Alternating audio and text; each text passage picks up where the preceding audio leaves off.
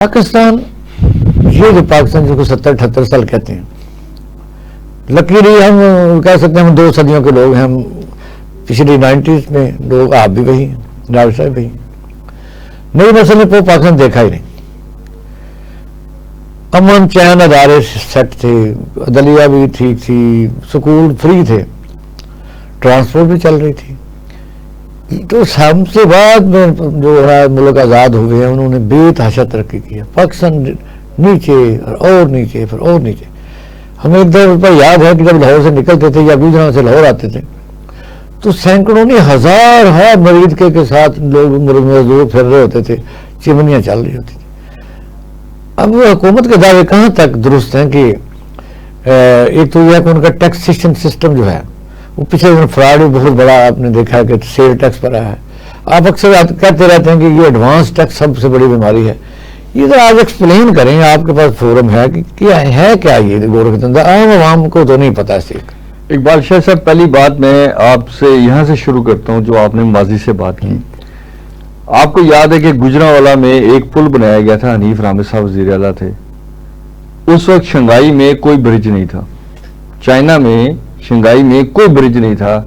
गुजरांवाला में एक, मैं छोटे रेलवे स्टेशन के सामने सियालकोटी गेट के आगे एक पुल बना था, ठीक है जी, हालांकि सिंगल ट्रैक पुल था, तो बड़ी अचीवमेंट थी।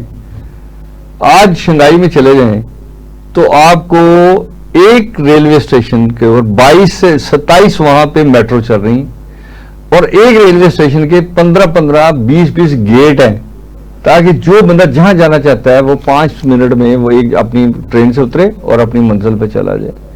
दुनिया ने ये काम किया लोगों को फैसिलिटेट करने के लिए। हुकूमतों ने वो पैसा लगाया है और पैसा बनाने के लिए। पॉजिटिवली मुल्क के अंदर यही होता है कि गवर्नमेंट भी इन्वेस्ट करती है पैसे को और उससे इंफ्रास्ट्रक्चर बिल्ड होता है। अब आपने जो बात की कि इंडस्ट्री में आपने रेफरेंस किया, इसमें कोई शक नहीं है। पिछले अगर दहाइयों से हम देखें तो पाकिस्तान में कोई लेवल की इंडस्ट्री नहीं लगी, और अगर एक आध कोई किसी वजह से लग भी गई तो वो वायबल नहीं है जब तक गवर्नमेंट उसको शेल्टर ना करे। तो हमने क्या किया, एक बहुत बड़ी प्रिविलेज क्लास बना दी, और वो प्रिविलेज क्लास का सबसे बड़ा बेनिफिट ये है कि वो खुद गवर्नमेंट के हक में तकरीरें करते रहते हैं, टीवी और मीडिया से प्रोग्राम करते रहते हैं। वो लगता है कि यही सच बोल रहे हैं। अगर यही सच है तो पॉवर्टी बढ़ी क्यों है, गुर्बत में इजाफा क्यों हुआ है, आपके यहाँ फ्रस्ट्रेशन क्यों हुई, आपके अंदर चोरी डकैती, लोगों को कारोबारी और कुछ नहीं आता लूटने के लिए। अब आते हैं जी टैक्सेशन के ऊपर। इकबाल शाह साहब, टैक्स जो है वो पैदा कैसे होता है? जैसे गंदम पैदा होती है जमीन में और चीजें पैदा होती हैं या कोई प्रोडक्शन, टैक्स होता कैसे और टैक्स चाहिए क्यों होता है? टैक्स इस चीज का नाम है कि आपने कोई इकोनॉमिक एक्टिविटी की, आपने कोई फाइनेंशियल एक्टिविटी की, आपने कोई कल्चरल एक्टिविटी की, स्पोर्ट्स एक्टिविटी, उसके नतीजे में, एक्टिविटी के नतीजे में लोगों ने पैसा खर्च किया, और उस पैसे के नतीजे में वो प्रोडक्ट जो मैंने बनाई थी, दुकानों पे पड़ी थी, वो बिकी, तो गवर्नमेंट को उसमें से टैक्स मिल गया। अब वो टैक्स के 2 हिस्से हो गए। एक टैक्स हो गया जो सेल टैक्स है कि आपने इतने की सेल की है, उसने रिटेल पे जाके वसूल होना था और वहीं पे उसने खर्च भी होना था उस इलाके में, उस काउंटी में। इनकम टैक्स ने फेडरल गवर्नमेंट तक जाना था और उससे गवर्नमेंट ने अपने इंफ्रास्ट्रक्चर को डेवलप करना था।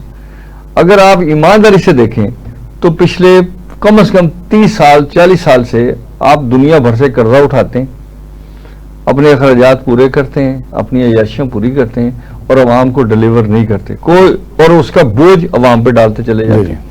आपके प्रोग्राम में हमने कहा था कि गवर्नमेंट जितना कर्जा उठा रही है, ये कर्जा वापस करने काबिल नहीं है, ये अपना सूद को कम नहीं करना चाहते ताकि बैंकों को सपोर्ट की जाए और बैंकों के अंदर जो फिगर जाए उसको वो मान लें।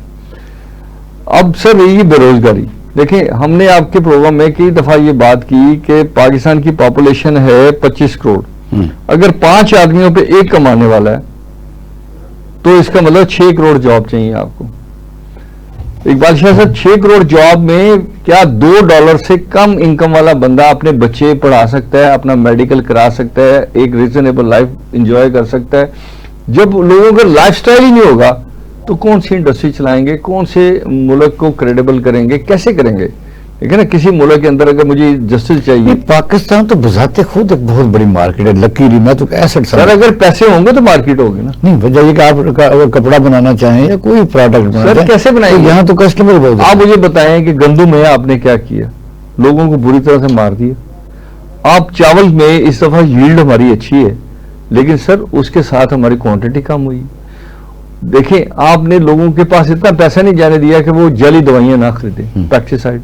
वो मजबूर है, वो जाते हैं, उसके पास जो 1 नंबर दवाई बेच रहा है उसी के पास 2 नंबर भी हो सकती है, उसके पास जाते हैं, यार मेरी फसल पक्की है, मुझे दवाई दे दे उधार। वो उधार देने वाला आदमी हाईली प्रॉफिट क्यों नहीं कमाएगा? देखिए, मसला पाकिस्तान में ये समझें कि लोगों के पास हमने पैसा जाने देना था, उसके बाद उनको मोटिव करना था कि वो मेलों में जाएं, ठेलों में जाएं, अपनी फैमिली के साथ जाएं, रिक्रिएशन करें, इंटरनेशनल ट्रैवलिंग करें, और उसके नतीजे में टैक्स आए। ये जो टैक्स का एडवांस मैकेनिज्म है कि मैंने अभी कुछ किया ही नहीं है, मैंने सोचा कि मैंने रॉ मटेरियल मंगाने हैं, आपने वहां से टैक्स ले लिया। मैंने सोचा मैंने प्रोडक्शन करने के लिए मशीनरी मंगानी है, आपने उस पर टैक्स ले लिया।